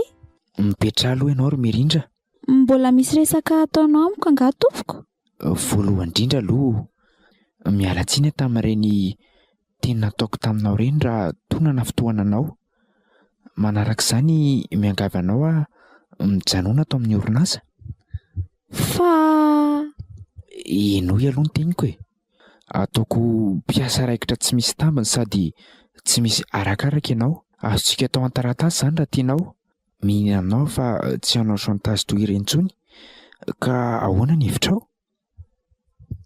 fa inona no nampiova ny hevitrao? Tsapako fa tsy mendrika ny atao toy ireny ianao. Ianao rahateo ankoatra ny maha olona Andriamanitra anao dia olona mahatoky sady miasa tsara. Sarotsarotra ihany ny ahita olona manana profil toa anao. Na dia ataoko aza hoe samy manana diplôma mitovy izao ihany. Koa milela-paladianao mijanona re. Atao fotoana tsy misy ireny zavan-trangy ireny. Anao toy izany ihany moa tia ngatale ity. Nefa efa saika ny adaladala. Matsiaro ny teniny mino ah. Aleo aloha velezina ny viteny mbola mafana. Ary toa tsy valianao fa variana be ianao. Mankasitraka anao aloha. Tena tiako dia tiako indrindra raha hoe hijanona ho mpiasa raikitra atao amin'ny orinasa. Fa iriko koa anefa raha sitraka ao no hoe mba hanekenao an Jesosy Kristy ho tompo sy mpamonjy anao. Te hanafaka anao mantsy izy ka sitrako ny hanampy anao raha sitraka ao.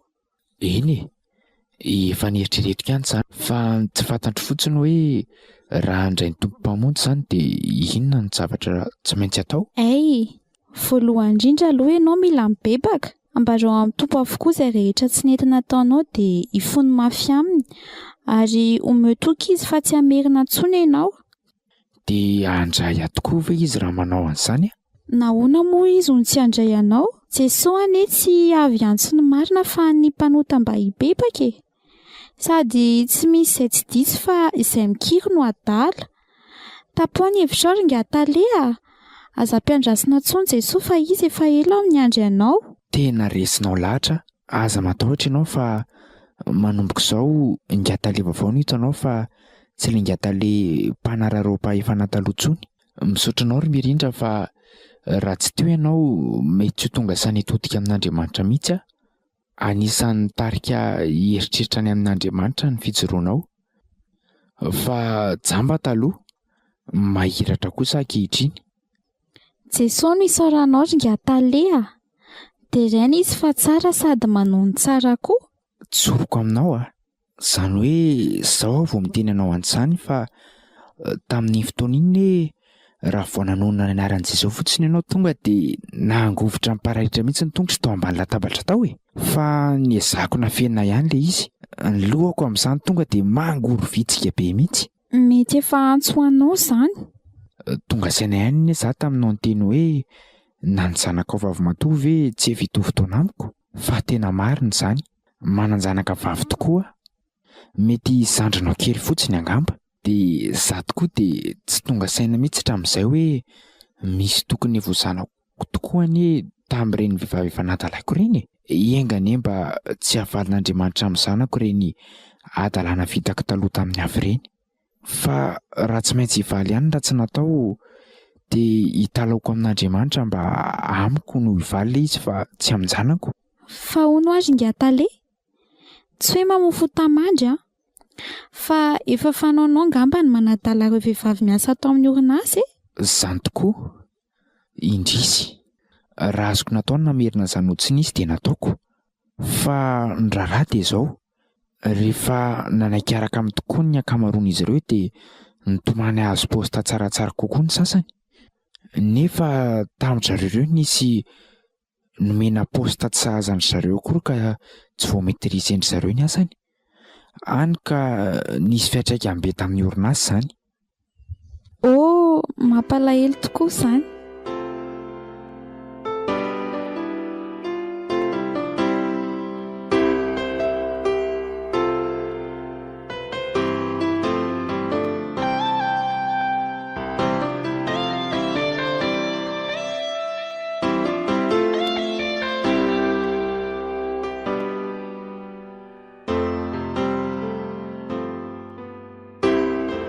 5 taona katroko izao no niasako tato amin'ny orinasa. Ny asako dia mizotra sy milamina tsara.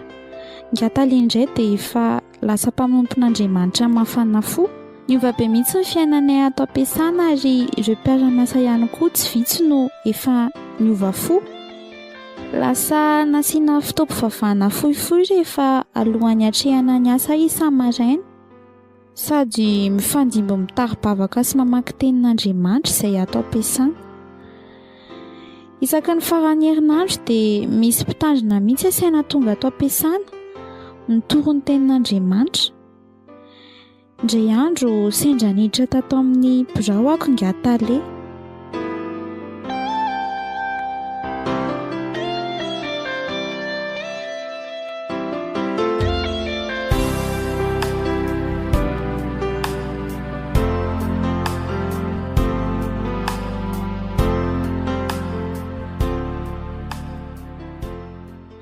Zaho ary mirindra natsapa mihitsy fa hatramin'izay niasanao tato amin'ny orinasa me mandroso mihitsy ny orinasa. Ai, hatramin'ny isian'i Jesosy tato amin'ny orinasa hoe fa tsy hoe hatramin'ny isiako tato e. Marina aloha izany ary tsy adikevitra fa raha tsy niasa tato ianao hatramin'izao mety mbola tsy nisy Jesosy tato amin'ny orinasa. Ny tompo irery ngatale no efa nametraka planina mahatipeka tamin'izany a. Jesosy angeny tena miasa fa isika mpanompo ny fitaovana fotsiny ihany e. Ny asanao koa aloha nazanona izany tena mahafa-po e. Raha mbola mitohy izao fomba fiasanao izao dia misy surprise ataoko aminao. Surprise? Tonga dia teneno ngatale fa aza dia atao suspense. Zao ary afaka fotoana vitsivitsy isa dia isotro ronono ilay directeur administratif et financier ary ianao ny eritreretiko isolo azy. Zany? Samba mivazivazy ianao ry ngatale a. Tsy fotoana hafamahazovaziana intsony izao e. Resaka matro izany ataoko aminao izany. Za tsy mampanantena tsy misy anao. Zany efa ny Jesosy e. Avo ny lanitra ka tsy takatra. Misotra ny tompo ary misotra anao mialoha ihany koa. Za zao mieritreritra hoe efa tsara io postako io. Satria vao nanomboka ny asa dia efa chef comptable. Mety mbola izy tsaratsara kokoa noho izany no men'ny tompo aho. Miseho ny voninahitra Andriamanitra. Zany tokoa fa mialoha nandraisanao io poste vaovao io dia misy formation kely ampanaoviko aloha. Ny orinasa miandraikitra an'izany fa aza matahotra e. Tsara kosa izany. Fa zao aza voaka aloha izany resaka izany fa aleo hijanao tsy ambaratelo. Dia mba hoentsika mibavaka mba ho tanteraka. Fikasana mantsy ny antsika olombelona fa Andriamanitra ihany no tompon'ny teny farany e. Aza manahy ianao ry ngatale fa tsy mivoaka izany resaka izany a.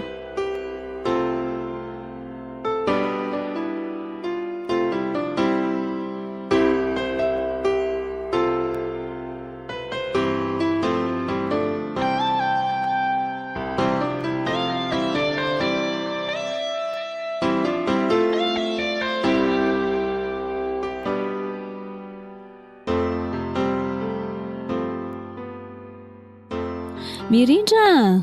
Ahoana neny? Manao zavatra angandry? Avy nandamindamina tao an'efitranoko tao fa misy ilainy eny anga. Ndao aloha tsika sindrimba iresaka kely. Fa resaka inona ary neny? Resaka fiainanako. Fa inona indray ary tia olazainy neny? Raha vao miteny an'izany izy dia mieritreritra foana hoe anafotoana ny zavatra ho teneny amiko. Za koa tia toa ohatran'ny pessimista. Tsy fantatro koa izay ho teneny dia efa izany sahady ny ato an-tsaiko. Tompo, raha sanatria marina ny eritreritro dia ampio mba hayanindro fo.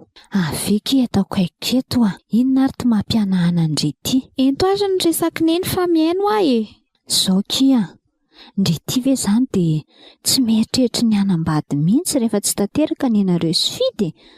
Toa ohatra ny variana amin'io asa io foanako. Nga ny asa azo vadiana retsy. Fa tsika angamoa no mandahatra ny amin'izany fa miankina amin'ny anjara omen'Andriamanitra ne io e. Ka mety fidy mihitsy nge no anjarandry fa ny lavindry e. Dia izao ndry tsy manana anjara tsony. Neny miangavy anao avelao amin'izay izany resaka fidy izany. Efa tamin'ny 5 taona lasa izany fa mbola fongarin'ny neny foana. Ao ary fa tsy resahako tsony momba ny fidy rehefa tsy tiandry e. Fa ny ampiasananareo any ve dia tsy mba misy tovolahy mifanentana amindry mihitsy e. Inona ary ny mampiasa sainany neny amin'izany? Zaza tsy rototra amin'izay hanambady akory. Mirindra, ndriny izao efa nanika ny 30 taona e. Dia tsy mba rototra amin'izany akory ve? Mba mihetsiketsika kia. Olan'izareo e. Dia Andriamanitra izany ny vadiko. Totra ny valy indry-boraingina fotsiny ane izany zany e. Andriamanitra ve dia ho azo vadiana? Tsy valy boraingina izany ary neny teny mihitsy izany hoe izao Jehovah Andriamanitra ny vadinao. Ary izy koa nefa miteny hoe raha tsy manambady ianao aza mitady vady. Ka tsy izany aneky fa za efa mba te hitrotro zafikely. Jereo nery raha vao mpifanolo-bodirindrina amintsika mbola zandriko 4 taona akory izy. Nefa ny efa 3 sady izao ny azy ny zafikeliny. Ka samy manana ny anjara ny olona ary neny angako io tereko masaka ohatran'ny voaloboja sady tsy ny fiainan'ny olona no akako référence. Rehefa manana ny tompo dia ampiasay. Fa ndry mihitsy ve tsisy mitory fitiavana tsony? Sa mba misy ty ihany ry fa ndry mihitsy miavona na mitady ny tonga lafatra konga? Betsaka ny olona ty ary neny saingy tsy tiako iarahana satria tsy mbola manana an Jesosy raha izay no tiany neny ho fantatra. Ka rehefa mitombo ane ny taona rehetra tsy maintsy mieritreritra an'ilay hiterahana ihany. So dia ho sary-piterahana eo sanatria. Izay nefa vao tsy azo eo tsony sika vehivavy anery mirindra ka misy fetrany ihany ny fotoana azahoana miteraka. Dia izany rehetra izany ve neny no mampisafotofoto ny sainao? Inona izany no tadiavinao ataoko? Anambady olona tsy tiako na olona tsy han'ny tompo akoky satria ianao efa te hanan-jafy kely? Sanatria izany ary neny Ndao ary le vady tsy resahantsika tsony. Fa izao mba hameo zafikely ary izay mivady rehefa tsy hanambady ndry e. Ahoana tsara hoe ry neny? Izany ho ahy meo zafikely izay. Meo zafikely izay sirainao rehefa tsy hanambady ianao. Tadiavin'ny neny teraka tsy manambady aho izany. Ary dada aloha aza ampidirina ao anatin'ilay resaka. Fantatro fa hevitry neny rery izany. Raha hoe faniriana te hanana zafikely aloha mety hoe hitovizanareo ihany. Fa niterahako tsy manambady tsy akasitrahan'ny dady izany fa sura. Ndry izany dia tsy mba hanaraka ny teniko mihitsy. Fitiavako indringa izany. Izany ve ny atao hoe fitiavana ry neny? So dia mba fitiavan-tena ianao fa tsy fitiavan'ny zanaka. Ataoko ihany ny tsy tena ry neny fa efa tafahoatra loatra ny ataonao. Ianao reniko indray ve ny ampirisika hitsangatsanga? Za tenenina an'izany leo ihany fa ny fanaovanao tsinitsinina an'ilay Jesosy efa ato anatiko mihitsy no mampalahelo ahy. Tsoroko aminao anefa ry neny fa nafaly ianao natezitra. Zana tsy hananjanaka mandrakizay raha tsy teraka izany raha tsy efa manambady ara-dalàna. Miala tsiny raha handany teninao satria voasoratra hoe izay tsy mankahala ny rainy na ny reniny na ny vadiny na ny zanaka dia tsy mendrika ny andovan'ny fanjakan'ny lanitra. Dia izany no ampianaran'ny soratra masina anareo hoe tokony hankalaina ny ray aman-dreny. Tsy fahaizanao mandalina ny tenin'Andriamanitra tsara no mahatonga anao hiteny an'izany. Voalohany indrindra aloha Andriamanitra dia tokony tiavina mihoatra ny olona rehetra na dia izay akaiky ny tena aza. Ary na ny ray aman-dreny koa aza no mampanao zavatra ny zanaka nefa tsy mifanaraka amin'ny sitrapon'Andriamanitra izany dia tsy tokony ekena velively. Saingy ilay hoe mankahala fa tsy arak'ilay noeritreretin'ny neny. Noho izany tsy afaka hanome fahafahampo an'ny neny tokony ekena ary neny izay tian'Andriamanitra atao amin'ny fiainantsika.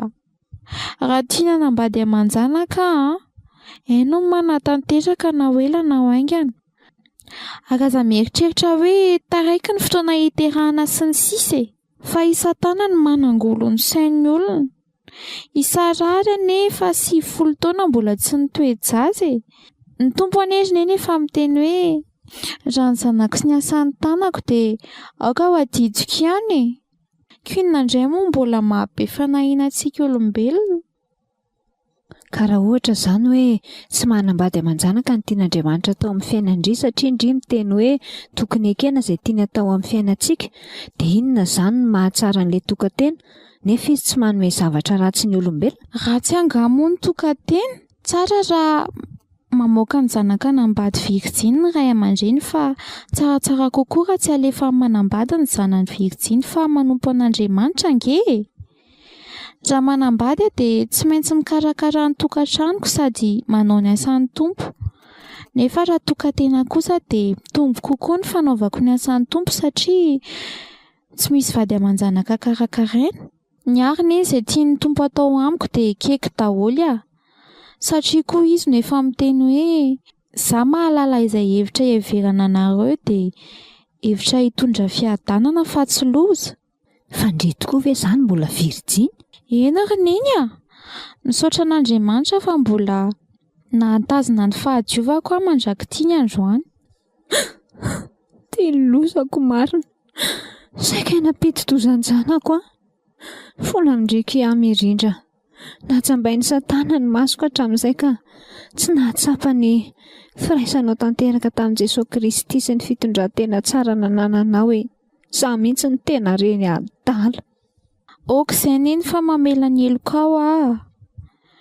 Jesosy ifonana fa tsy za.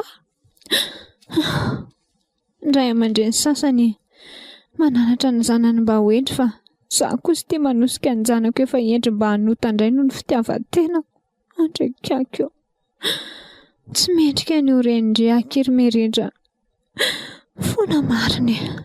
Tsy izy neny a. Reniko foana ianao ary tiako foana. Ianao anie nitondra 7 volana tao an-kibo sady nahitako masoandro e. Angaha ohatr'izao raha tsy nisy ianao. Eto io fafako ny ranomasinao ry neny malala. Misaotra kely mirindra.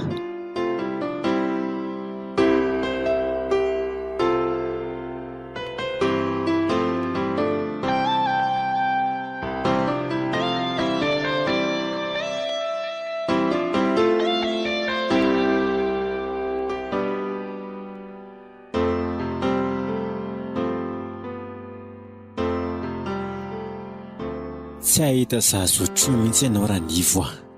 Ary ny eny resaka ataondrengy aho ilay radony ity. Na eny fa tsy hoe ny ainy hoe ilay faraparany ihany no henoko, fa efa azoko vinaniana ihany ny teo aloha. Faly aroa rehefa nahatsapa ny tsy nety nataonao ianao raha nivo aho. Fa tsy ampy izay, fa mila miverina amin'ny tompo koa ianao. Araka ny teniny hoe raha miverina ianareo dia ho raisiko indray. Eny ry izy mianaka. Aza matahotra nareo fa manomboka izao aho dia hanompo an'Andriamanitra amin'izay. Ary azoto handalina ny tenin'Andriamanitra ihany koa. Anaiky ny sitrapony sy ny fandaharany.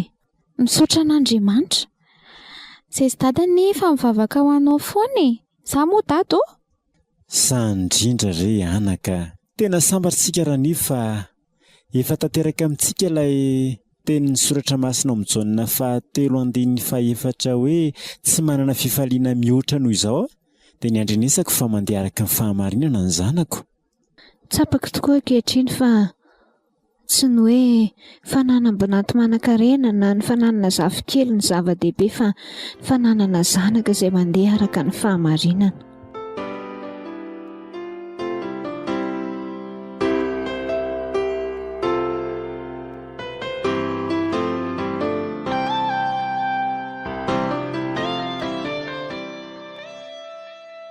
Efa taona taty aoriana.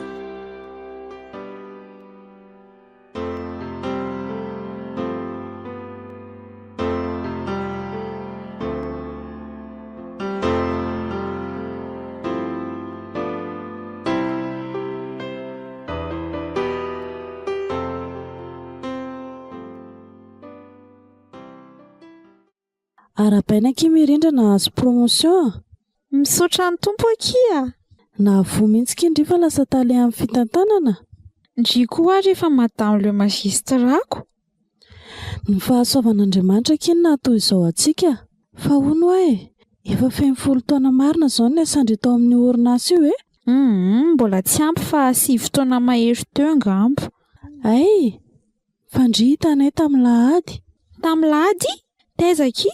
Ka ilay izay mivady avy mivavaka iny nandalo teo am-piangonanareo dia nahita indrindresaka tamin'ilay tovolahy teo avelan'ny vavahady-piangonana.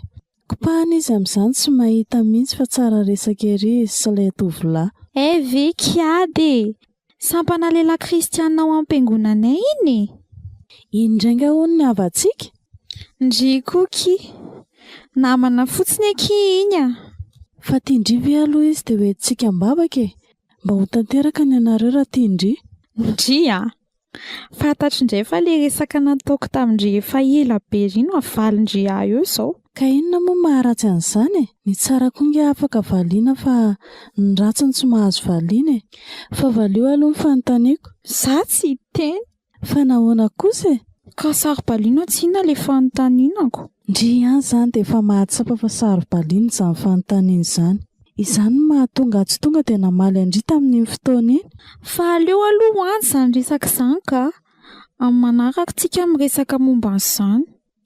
Zaky vonina nampy andry foana na amin'ny mora na amin'ny sarotra fa raha momba ilay resaka teo dia vavaka ihany no azoko hanampiana andry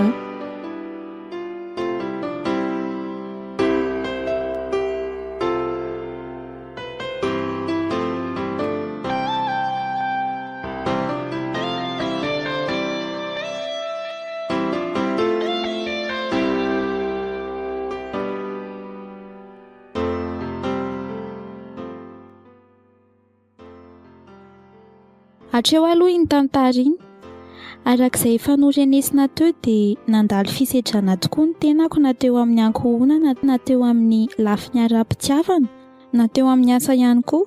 Ny hafatra tiako ampitena aminao mpiaino indrindra ho anao rahavavy malala dia aza mivoana amin'ny sitrapon'Andriamanitra ninona zava-mitranga eo amin'ny fiainanao. Misy ny sitrapon'Andriamanitra ho an'ny olon-drehetra ary misy koa ny ianao manokana. Mahaiza fotsiny mamantatra an'izany. Firifiry tokoa moa ny tovovavy indrindra rehefa mitombotombo ny taona no matahotra ny olanjizara, miampy ny hesy sy ny latsalatsa izay ataon'ny olona azy, dia miraparapa sy miantsampy amin'ny azo tsy fantatra fa tsy mahandry intsony izay anjara nomen'Andriamanitra ho azy. Hany ka rehefa tonga ho an-tokantrano dia korontana sy tsy fifanarahan-tsaina no hita ao ary dia mifarany fisarahana mihitsy aza. Ny sasany indray ny vady sy dia ahonina tsy anana azy izy fa ny zanaka no mahamaiky azy. Hany ka lasa tsy manandray tsy fidiny le zaza. Matahotra koa mantsy izy ireny fa sao dilan'ilay fotoana tokony hiterahana dia ny zaza no alefany aloha fa ny momba azy hono tsy fidiny. Tsy sitrapon'Andriamanitra nefa ny fanaovana an'izany. Firifiry koa moa any amin'ireny orinasa sasany ireny. Vehivavy izay lavo ny fijangajangana na ny fivarotany tenan-kolaka mihitsy noho ny fanararaotana izay ataon'ny mpampiasa azy. Satria matahotra ho very asa na miandrandra posta tsaratsara kokoa. Tsy sitrapon'Andriamanitra koa nefa izany. Ny atao hoe fitiavana ankohonana tsy ny fanaovana ny sitrapony fa ny fampahafantarana azy ny tena sitrapon'Andriamanitra. Ny tompo dia mananatra antsika araka ny teniny izay hita ao amin'ny Matio 10:7-7 ka hatramin'ny 7:30. Izay tiraina reny mihoatra noho ny fitiavany ahy dia tsy mendrika ho ahy ary izay tiany zanany lahy na ny zanany vavy mihoatra noho ny fitiavana ahy dia tsy mendrika ho ahy ary izay tsy mitondra ny azo fijaliany ka tsy manaraka ahy dia tsy mendrika ho ahy. Izay mamonjy ny ainy no amery azy ary izay mamonjy ny ainy no ny amiko dia ahazo azy. Ry mpiaino havako, raha misy zavatra katsahantsika eo amin'ny fiainantsika na ankohonana milamina na vady na zanaka na asa tsara na mety hoe zavatra hafa ihany koa dia meloha izany aloha dia hoy tompo hoe fankatsao aloha ny fanjakany sy ny fahamarinany dia hanampy anao ny izany rehetra izany. Matio 9:7-7. Ny teniko dia hoe mety andalo ady sarotra tokoa isika eo amin'ny fiainana nefa tsy atao mahakivy izany, indrindra ho antsika kristianina fa mety ho fitsapana sy fizahan-toetra fotsiny ihany. Tsy izany akory no andeha hampihemotra koa mampahery anao izay sendra ady mpanahy izany efa nolalovako izany koa. Raha te hafantatra ny toy ny tantarako ianao dia 30 taona ankehitriny efa manambady aman-janaka vao anankiray ny zanakay ary izahay dia vonany anatanteraka ilay eo amin'ny Josoa toko fa 420 ny 512 tapany Bioe, fa raha izao sy ny ankohonako kosa dia hanompo an' Jehova izahay.